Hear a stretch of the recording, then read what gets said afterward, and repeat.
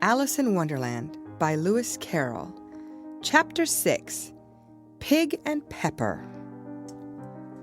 For a minute or two she stood looking at the house and wondering what to do next, when suddenly a footman in livery came running out of the wood. She considered him to be a footman because he was in livery. Otherwise, judging by his face only, she would have called him a fish, and rapped loudly at the door with his knuckles. It was opened by another footman in livery, with a round face and large eyes like a frog, and both footmen, Alice noticed, had powdered hair that curled all over their heads. She felt very curious to know what it was all about, and crept a little way out of the wood to listen.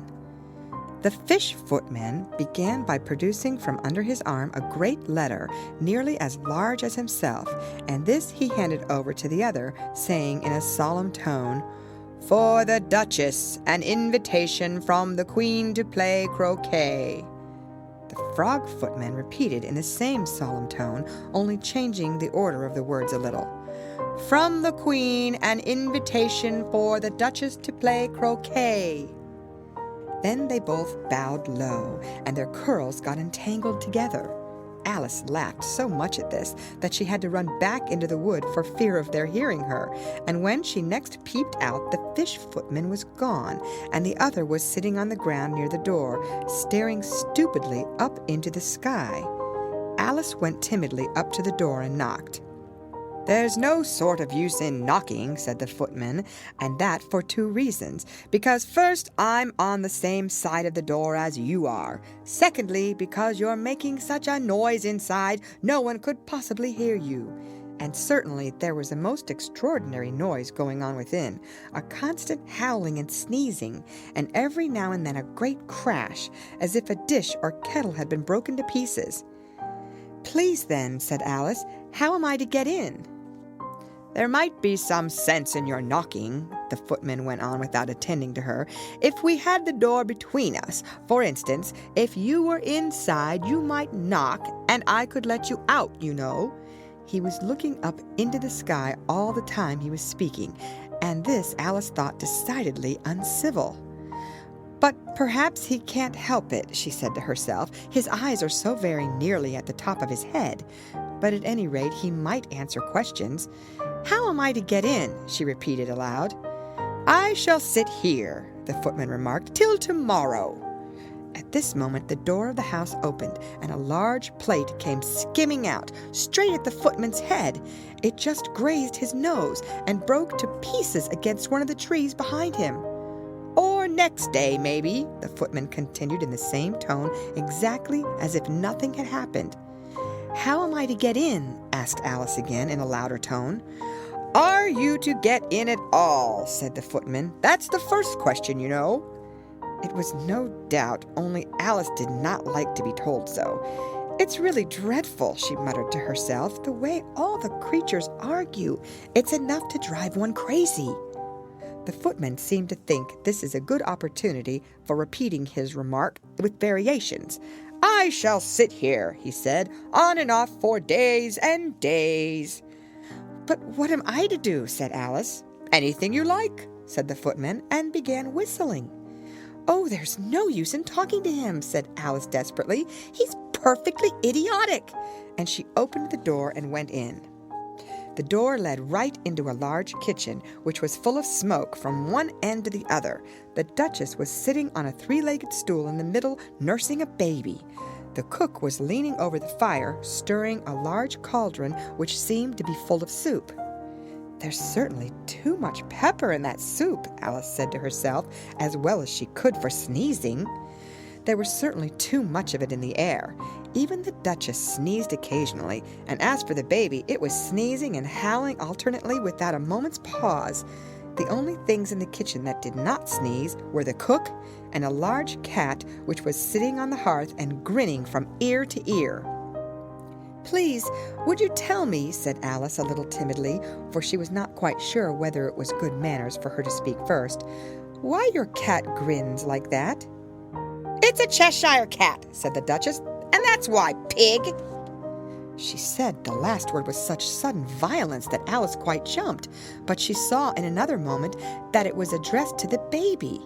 and not to her, so she took courage and went on again. I didn't know that Cheshire cats always grinned. In fact, I didn't know that cats could grin. They all can, said the Duchess, and most of them do. I don't know of any that do, Alice said very politely, feeling quite pleased to have got into a conversation. You don't know much, said the Duchess, and that's a fact. Alice did not at all like the tone of this remark, and thought it would be as well to introduce some other subject of conversation. While she was trying to fix on one, the cook took the cauldron of soup off the fire and at once set to work throwing everything within her reach at the Duchess and the baby. The fire irons came first, then followed a shower of saucepans, plates, and dishes. The Duchess took no notice of them even when they hit her, and the baby was howling so much already that it was quite impossible to say whether the blows hurt it or not. "Oh, please, mind what you're doing," cried Alice, jumping up and down in an agony of terror. "Oh, there goes his precious nose!" as an unusually large saucepan flew close by it and very nearly carried it off.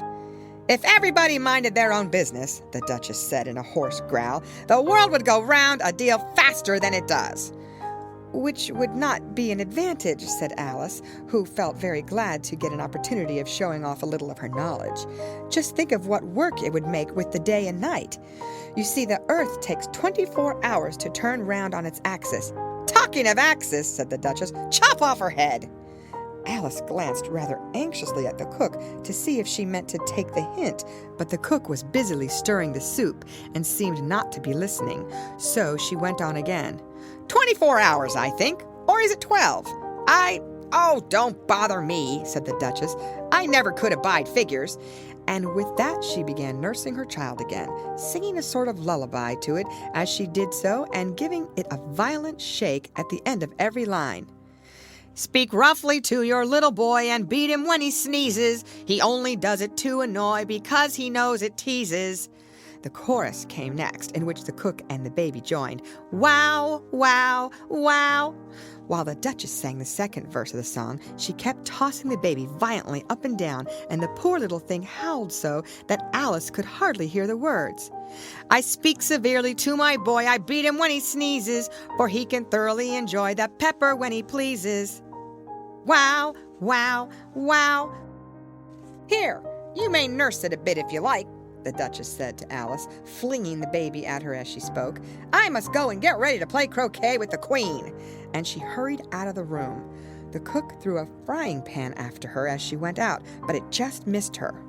Alice caught the baby with some difficulty, as it was a queer-shaped little creature, and held out its arms and legs in all directions, just like a starfish, thought Alice. The poor little thing was snorting like a steam engine when she caught it, and kept doubling itself up and straightening itself out again, so that altogether, for the first minute or two, it was as much as she could do to hold it. As soon as she had made out the proper way of nursing it, which was to twist it up into a sort of knot, and then keep tight hold of its right ear and left foot, so as to prevent its undoing itself, she carried it out into the open air. "If I don't take this child away with me," thought Alice, "they'll sure to kill it in a day or two. Wouldn't it be murder to leave it behind?" She said the last words out loud, and the little thing grunted in reply. It had left off sneezing by this time. "Don't grunt," said Alice. "That's not at all a proper way of expressing yourself." The baby grunted again, and Alice looked very anxiously into its face to see what was the matter with it. There could be no doubt that it had a very turn-up nose, much more like a snout than a real nose. Also, its eyes were getting extremely small for a baby. Altogether, Alice did not like the look of the thing at all. But perhaps it was only sobbing, she thought, and looked into its eyes again to see if there were any tears. No, there were no tears. "If you're going to turn into a pig, my dear," said Alice seriously, "I'll have nothing more to do with you. Mind now." The poor little thing sobbed again, or grunted, it was impossible to say which, and they went on for some while in silence. Alice was just beginning to think to herself, "Now what am I to do with this creature when I get it home?" when it grunted again so violently that she looked down into its face in some alarm. This time there could be no mistake about it. It was neither more nor less than a pig, and she felt that it would be quite absurd for her to carry it further. So she set the little creature down and felt quite relieved to see it trot away quietly into the wood. If it had grown up, she said to herself, it would have made a dreadfully ugly child, but it makes rather a handsome pig, I think. And she began thinking over other children she knew who might do very well as pigs, and was just saying to herself, if one only knew the right way to change them, when she was a little startled by seeing the Cheshire Cat sitting on a bough of a tree a few yards off. The cat only grinned when it saw Alice. It looked good-natured, she thought. Still, it had very long claws and a great many teeth, so she felt that it ought to be treated with respect. Cheshire Puss, she began rather timidly, as she did not know at all whether it would like the name.